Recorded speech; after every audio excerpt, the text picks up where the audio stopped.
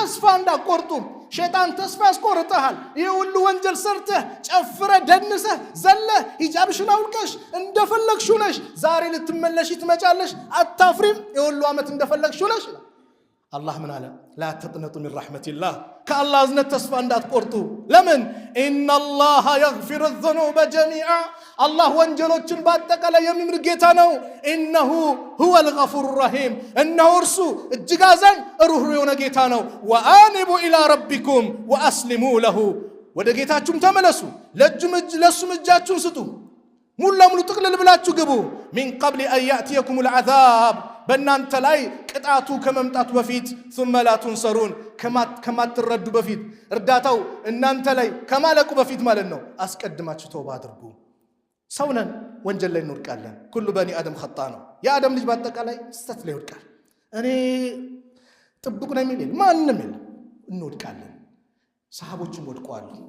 ሰሃባው ነው ኸምር ይጠጣል ዝሙት ላይ ይወደቃል ነገር ግን እነሱ አፕዴት አድርገው አሻሽለው አልሰሩትም ወዲያው ምን አሉ ተውባ አደረጉ ወደ አላህ ተመለሱ ሰውነን እንወድቃለን ግን ምንድነው የሚጠበቅብን ያ ረብ ማረን እንበል እኛ ችግራችን ነገ ዛሬ ከነጎዳ እያልን የምንሄደው አካሄድ ነው ይህ አካሄድ ደግሞ ምንድነው አደጋ ላይ ጥለናል ለምን ዛሬ ሞቱል ፉጃ መጥቷል ድንገተኛ ሞት መጥቷል መች እንደምንሄድ አናውቅም አናዘገየው ወዲያው እንመለስ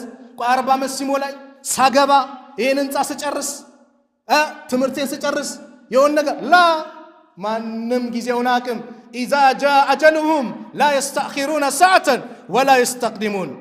ሰዓቲቷ የመጣች ሰዓት አንድ ሰዓት ወደፊት ወደ ኋላ የለም በዛው ሰዓት ነው ስለዚህ واني لغفار እኔ መሐሪ ነኝ አለ አላህ ለማን لمن تاب لتملس وآمن መልካም ስራ ላመነ وعمل صالحا መልካም ስራ ለሰራ ثم اهتدى ከዛም ቀጥተኛው መንገድ ለተመራ እኔ መሐሪ ነኝ አላህ እጁን ዘርግቶ እየጠየቀን ነው ተውባ የሚባለው ይላሉ ዑለማዎች መስፈርቶች አሉ التوبه واجبه من كل ذنب ነው ከሁሉም ወንጀል ተውባ ማድረግ ግዴታ ነው فإن كانت المعصية بين العبد وبين الله ወንጀሉ በአላህና በባሪያው መካከል ከሆነ لا تتعلق بحق عدمي ከሰው ልጆች ጋር ማይገናኝ ከሆነ فلها ثلاثه شروط ሶስት መስፈርቶች አሉት የመጀመሪያው احدها أن يقلع عن المعصية ከወንጀሉ ፍልቅቅ ብሎ መውጣት ነው የመጀመሪያው ከዛ ነገር ፍልቅቅ ብሎ መውጣት ነው والثاني ሁለተኛው أن يندم على فعلها በሰራው ወንጀል ሊጸጸት ይገባል እንደዚህ አድርጌ ብሎ ሊጸጸት እንጂ አቤት ስጠጥ የነበረው ኸምር አቤት አቀፊያ ሲሄድ የነበረችው ልጅ እያለ ፊሊንጉ ፍላጎቱ ስሜቱ ሊመጣለት አይገባም ደስታው ሊጸጸት ነው የሚገባው ሶስተኛው ደግሞ አይ عزم ነው ቆራጥ መሆን ነው አያዝመ አላ يعود اليها ابدا መቼም ወደዛ ላለመመለስ በዚህ ነይቶ ነው ሊተውበት የሚገባው ቆይ ረመዳንን ገብቼ እወጣለሁ ማለት አይደለም ቆይ እቺን ወር ጨርሼ ከዛ በኋላ ላ ቀጠሮ ማንም ሰርተፊኬት ሰጠን እድሜያችን ይርዘም አይርዘም አናቅም ነደም ጸጸት አንድ ሰሃቢ ሴት ነበረች ከዝሙት አረገሰች ነብዩ ዘንድ መጣች አንተ አላህ ነብይ ወይ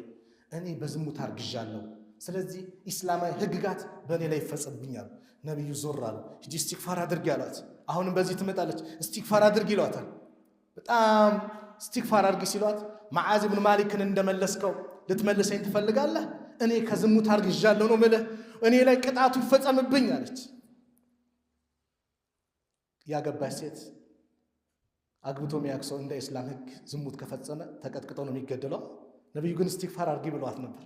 አይ አለች እሺ እንግዲያው ሆድሽ ውስጥ ልጅ አለ ስትወልጂው አላት ስንት ጊዜ ፈጃ እርግዝና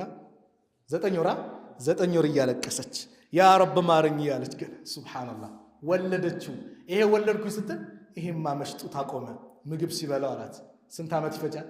2 አመት እያለቀሰች ጸጸቷን ተመልከቱ በኋላ ምግብ እንደበላ ለማመላከት እጁ ላይ ዳቦ አሲዛ አንተ አላህ ነብይ ይሄው ምግብም ጀምሯል በጣም ቆራጥ መሆኗን ሲያቁ ነብዩ ልጁ ለአንድ አንሷር ሰጡና ጉድጓድ ተቆፈረ እሷ ላይ በጠጠር ተቀጥቅጣ እንድትገደል ሲወረውሩ ኻሊድ ብን ወሊድ ደሟ ይረጭበታል ወደ አፍንጫው አካባቢ ኻሊድ መሳደብ ጀመረ የዚህ ጊዜ ነብዩ ሰለላሁ ዐለይሂ ወሰለም ምን ነካ አንተ ኻሊድ እዚህች ልጅ እኮ ተውባ ቢከፋፈል ለሰባ የመዲና ነዋሪ ባብቃቃቸው ነበር ተውባ 9 ወር በርግዝና ላይ ተጸጽታ 2 ዓመት ደግሞ ልጇን ስታጠባ ተጸጽታ ወደ አላህ ተመልሳ የመጣች ሴት ጸጸት ያ ረብ ምስጋና ይገባ ኸምር እየጠጣሁ ይዘን ብትሄድስ ምስጋና ይገባ መጥፎ ሐላውኝ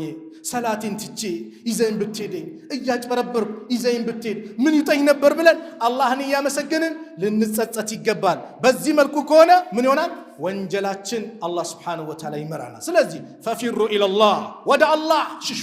إني لكم منه نذير مبين እኔ ግልጽ ሆንኩ አስጠንቃቂ ነኝ ብለው ነብዩ ሰለላሁ ዐለይሂ ወሰለም አላህ ልኳቸዋል ተውባ ሁሌም በሩ ክፍት ነው